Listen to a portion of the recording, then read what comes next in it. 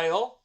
Now let's move on to the challenges that you might face when working with generative artificial networks.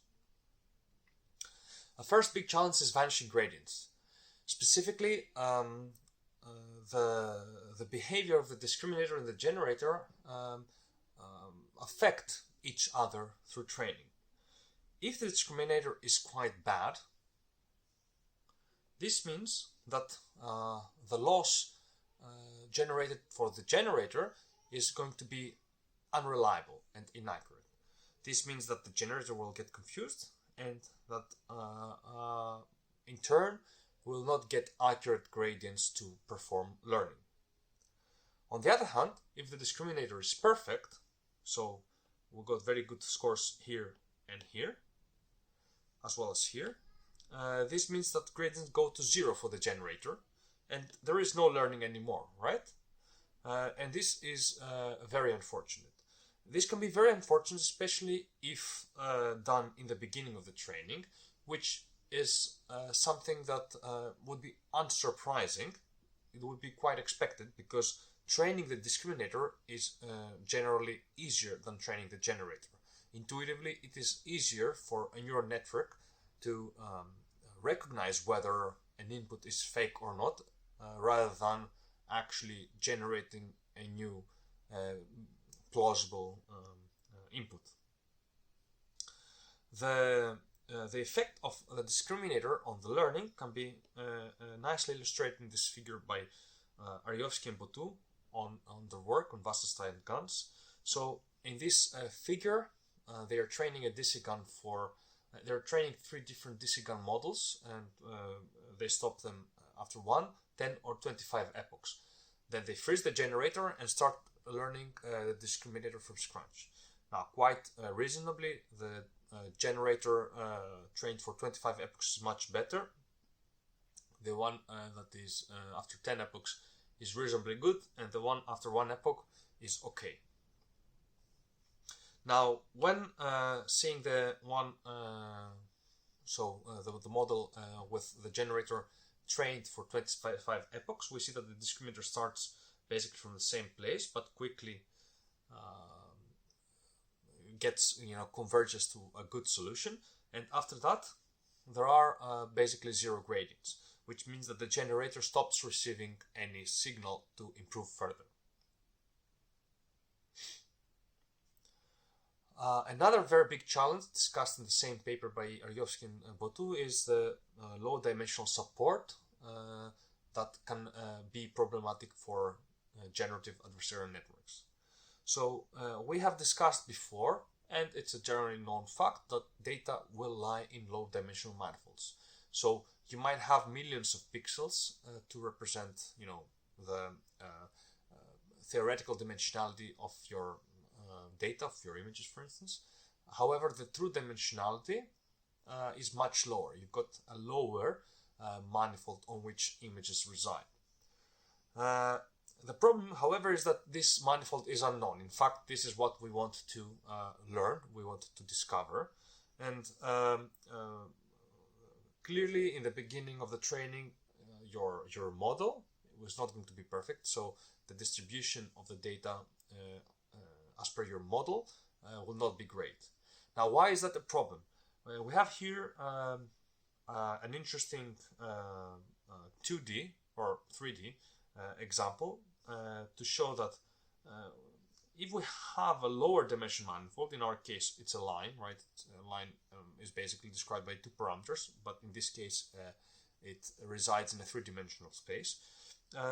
It's very likely that the 2 lines will not intersect each other, and that is usually going to be the case when your model, the data from your model will be far away from the data distribution for your true data, because your model distribution is not perfect, and it's actually far from perfect in the beginning of the training. The problem with that is it is very easy to find a discriminating line, and this means that the discriminator has a pretty easy task to solve. This can be very problematic in general for the KEL and the Jensen-Shannon divergence, which expect a common support between the two distributions that they compare. And in their paper, as we'll see next, Ardzowski and Botou propose to use the Wasserstein distance instead. Another challenge is that batch normalization doesn't work right away. The observed problem is that for GANs, batch normalization tends to cause strong inter-batch correlation, which means that a lot of the samples generated within a batch tend to look very much alike. The problem is that clearly with batch normalization, activations between different samples in the mini-batch depend on each other via the batch average and standard deviation, which means that the generation will also depend on each other, since the generations are products of these activations. So in general, the generations look smooth in a way, so not too unpleasant to the eye, but they're awkward. One solution is to use the reference batch normalization, where we've got two mini batches.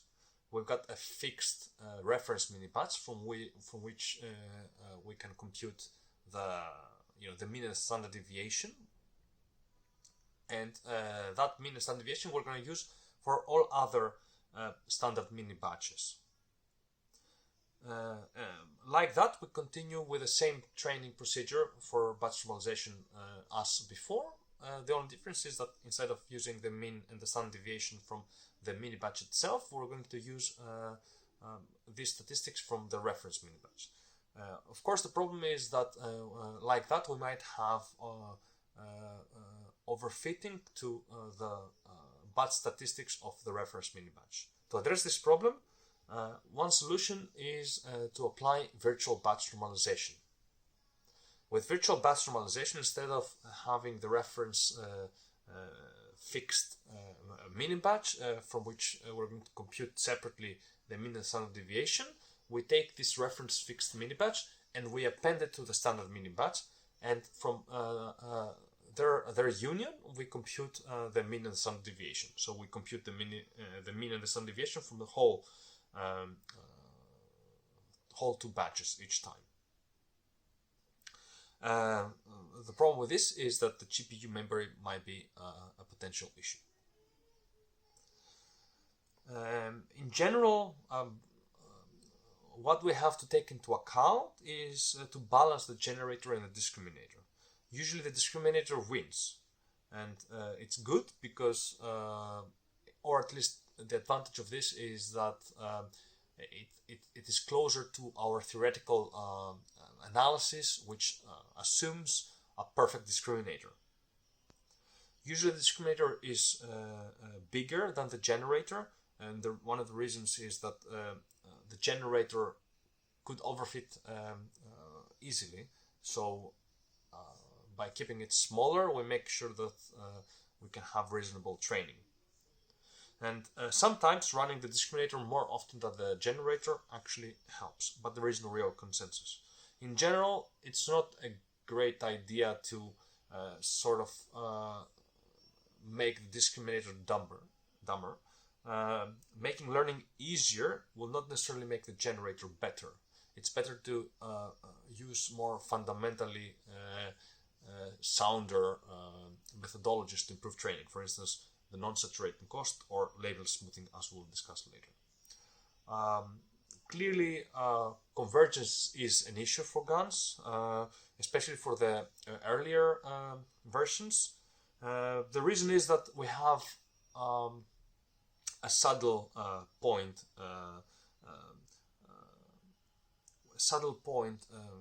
as an optimum, and this can be very sensitive to small changes, especially when we're discussing about very high dimensional and noisy loss surfaces. So it is very much the case that we might not even find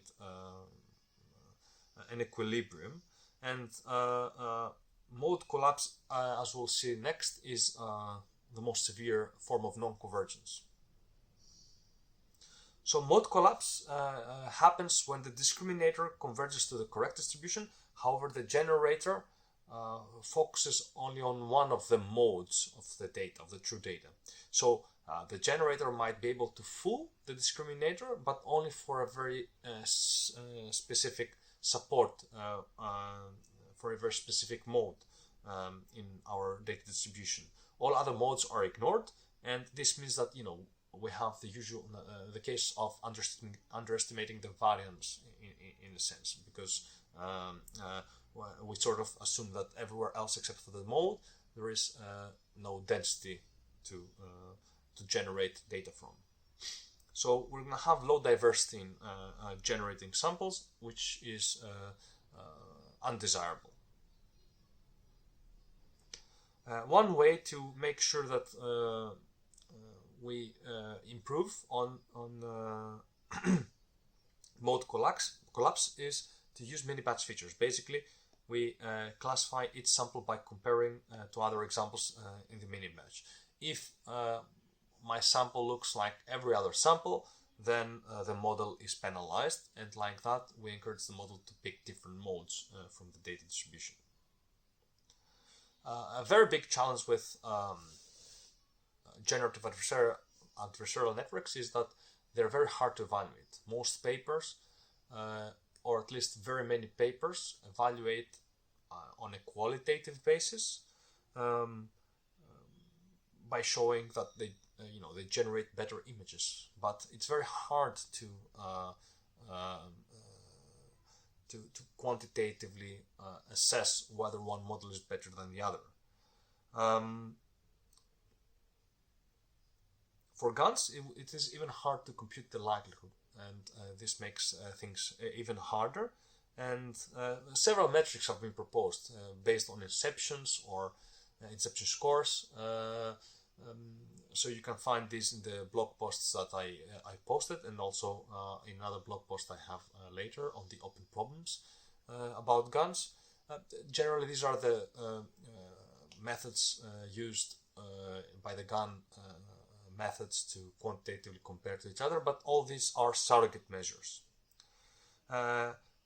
Another very interesting, a bit more philosophical point is that in the absence of a very precise evaluation metric, is it that GANs really produce good generations, or do they produce generations that are appealing to our human eye? So in another way, are humans good discriminators for the converged generator? Can we trust our GAN and its generations when it comes to critical tasks, or is it going to be like friendly to our eye, but very hard to detect abnormalities unless you're an expert? Another challenge is how to go beyond images. So GANs are very suitable for images as they can be safely treated as continuous signals, continuous spatial signals. But if we have, for instance, tasks where the data are discrete, like text or graphs, how can we use GANs? It's not straightforward. The reason is that GANs require a generator who produces continuous outputs, because these outputs are going to be inputted afterwards to the discriminator, and without them being continuous, we will not ensure differentiability. Solutions exist, so we can have the reinforced algorithm, as we'll discuss this algorithm in a later lecture. But in general, at least in the original formulation, it's not obvious how we can use GANs for discrete data. So here I put a summary of today's open challenges in GANland, as also posted in this very nice blog. So you're very welcome to check it. For instance, what are the trade-offs between GANs and other unsupervised or generated models? What sort of distributions can or cannot GAN a GAN model? How do we scale beyond image synthesis?